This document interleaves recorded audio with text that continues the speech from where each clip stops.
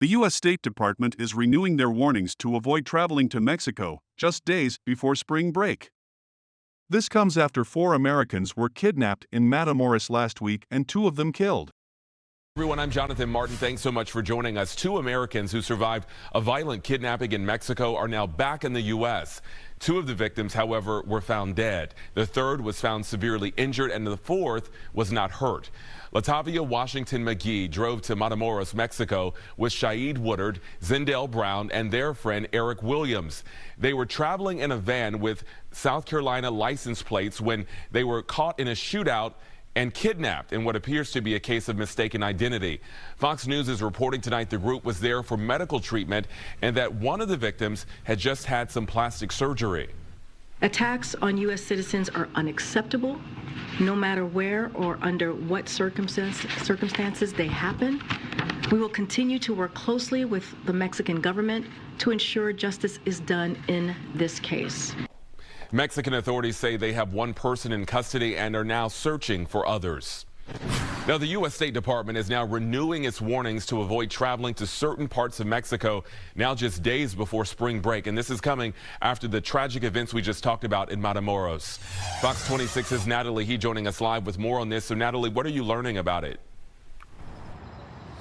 Well, Jonathan, for many college kids, spring break is next week. And while some students may have planned to head across the border, U.S. officials now reissuing their warnings for people to cancel or seriously reconsider traveling to Mexico.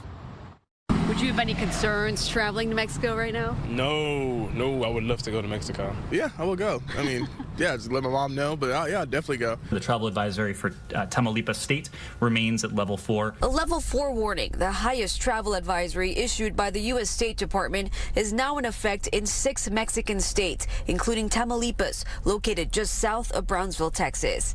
The warnings were first issued last year and reissued last Friday. The same day, 4 Americans were kidnapped in Matamoros, 2 of them now dead. Authorities say the group had traveled from South Carolina for a cosmetic procedure. The level 4 travel advisory, which basically is equivalent to the Ukraine, just don't go there. The issue here is that if I'm traveling to Myanmar or Nepal or the Middle East, I'm probably going to check my travel advisory. Spring breakers in Brownsville aren't going to think twice about going to a bar in Matamoros because that's just what we do and they're neighbors. University of St. Thomas professor Richard Sindelar formerly worked at the State Department for nearly 23 years and spent a significant amount of time as Deputy Consul General in Monterrey, Mexico. He's urging Americans, particularly college spring breakers, to take the level 4 advisory seriously, especially those considering going to Matamoros. That particular city is particularly dangerous because there are 2 cartels that are in what amount to a cartel war now, and they are apparently 2 of the most vicious cartels in Mexico. So their first instinct is to kill you rather than deal with you. Rather than kidnap you and ransom you, we'll just kill you.